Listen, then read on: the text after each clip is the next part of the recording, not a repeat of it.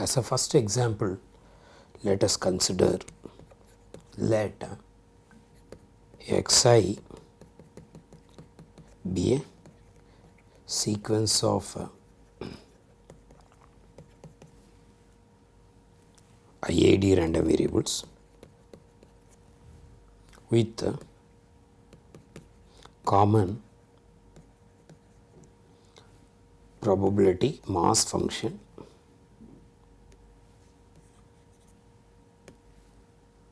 that is probability of xi take the value 1 that is p, and the probability of xi takes the value 0 that is 1 minus p, where p is lies between 0 to 1. It is basically a Bernoulli trials. You have a sequence of random variable with the common probability mass function. We define a random variable x which is sum of 10 random variables. The question is find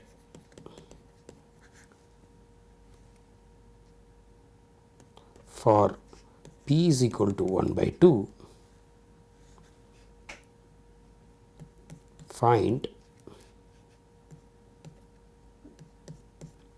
for p is equal to 1 by 2, find probability of x is less than or equal to 4 exactly.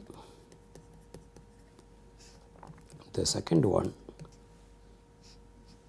probability of x is less than or equal to 4 approximately using central limit theorem CLT. Let us go for finding this probability exactly. The first one, x is the sum of first 10 random variables. Each random variable is Bernoulli distributed. Therefore, the x is going to be binomial distributed with the parameters 10, 1 by 2. Each one is Bernoulli distributed with the parameter 1 by 2. Therefore, all are n such independent Bernoulli distributed random variable. Therefore, x is binomial distributed random variable with the parameters 10, 1 by 2.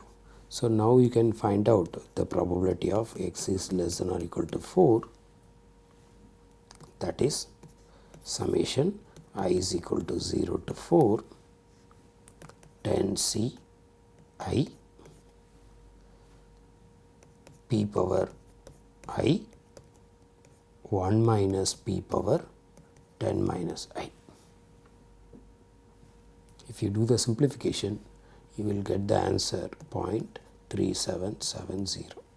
This is by finding the probability exactly, because you know the distribution of x. The second part, finding the probability approximately using CLT. For that, we can use the mean and variance of x without using the distribution of x. So, if you want to find out the probability of x is less than or equal to 4 approximately, first we will find out what is the expectation of x. That is nothing but expectation of sum of 10 random variables. So, the mean is going to be p. So, 10 times p. So, 10 into 1 by 2, that is equal to 5. Similarly, you can find the variance of x, that is going to be variance of sum of random variables, that is going to be 10 into p into 1 minus p, that is equal to 5 by 2. So, to apply the central limit theorem, we need those random variables to be IIDs and mean and variance should be known. Then you can find out the probability approximately using a central limit theorem. So, the probability of x less than or equal to 4,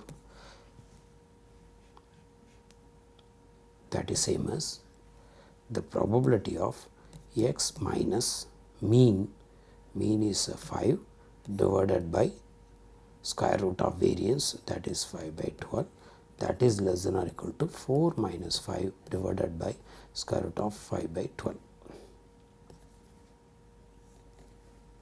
That is approximately probability of, I am replacing x minus 5 divided by square root of 5 by 2 approximately with the standard normal distribution, less than or equal to, this is by the central limit theorem.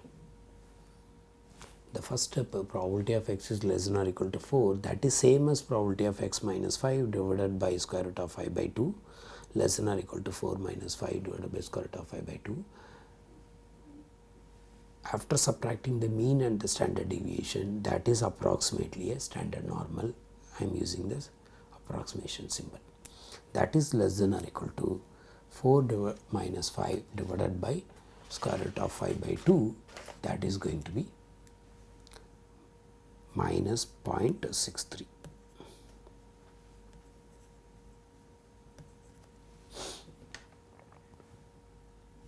That is nothing but when you have a standard normal distribution probability density function,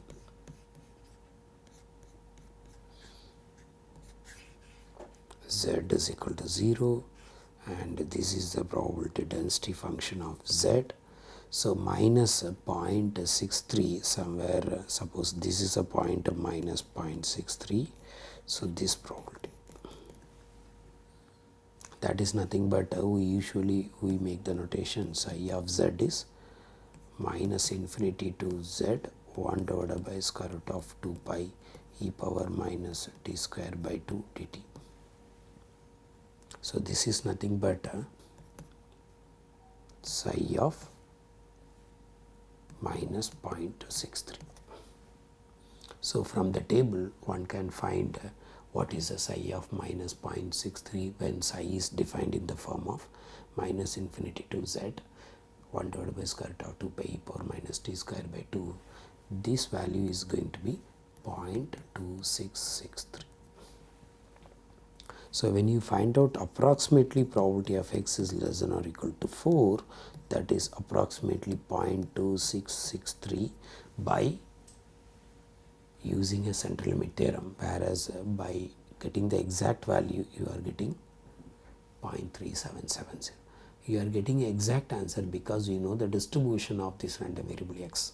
Many times when you add the random variables, you may not be able to easily get the distribution of the random variable. In that case one can always apply the central limit theorem to find out the approximate probability, not the exact probability. So, exact probability is possible only if you know the distribution, whereas if you know mean and variance and all the random variables are independent, need not be identical, still you can go for finding the approximate probability using the central limit theorem. We will discuss one more problem. Example 2. A fair dice is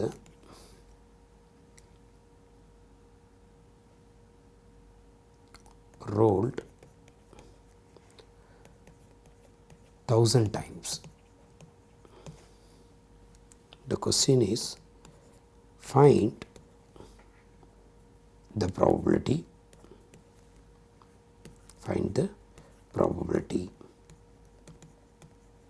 that the number 4 appears at least 150 times. Find the probability that the number 4 appears at least 150 times. Here we didn't say that use the central limit theorem, but you can apply the central limit theorem because of the difficulty while getting the answer for this or the computation is very difficult, therefore we go for the central limit theorem.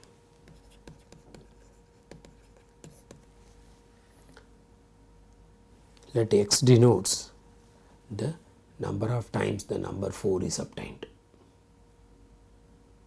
and the question is what is the probability that x is going to be greater than or equal to 150. X is the number of times the number 4 is obtained, and the question is what is the probability that x is greater than or equal to 150. Since a fair dice is rolled 1000 times independently, therefore you can conclude x follows sum of 1000 Bernoulli distributed random variable with the parameter of getting a number 4. Probability is 1 by 6, therefore the parameter is 1000 comma 1 by 6. The n is 1000 and the probability of success p is 1 by 6. By computing probability of x is greater than or equal to 150 is nothing but by using this formula, that is I is equal to 150 to 1000 of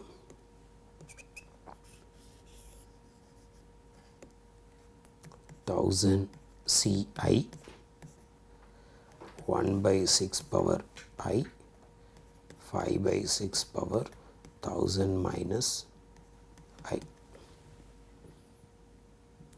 To get this result you need factorials which comes from the 1000 Ci, which is very difficult, or the negation is 1 minus summation I is equal to 0 to 140, and both are tedious calculation.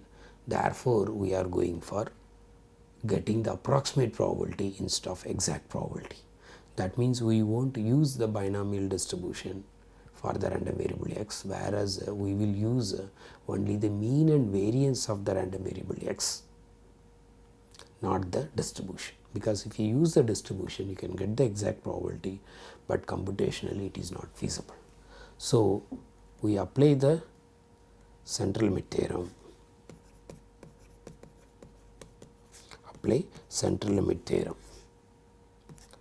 For that you need a mean of that random variable. Mean, since it is a binomial distribution, the mean is going to be n into p, or even you can use the mean of each Bernoulli distributed random variable, then you can just multiply by 1000. So that is going to be 1000 multiplied by 1 by 6. This is going to be the mean, and you can get the variance of x, that is going to be 1000 multiplied by p into 1 minus p. So this is going to be the variance of x. Now I can apply the CLT, that is a probability of x is greater than or equal to 150, that is same as probability of x minus mean. If you simplify, that is 500 divided by 3 divided by, if I simplify that, it is 25 times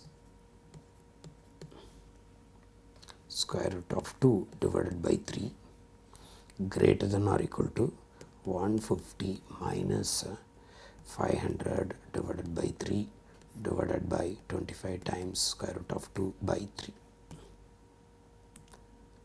This is same as approximately probability of z, where z is a standard normal distribution greater than or equal to.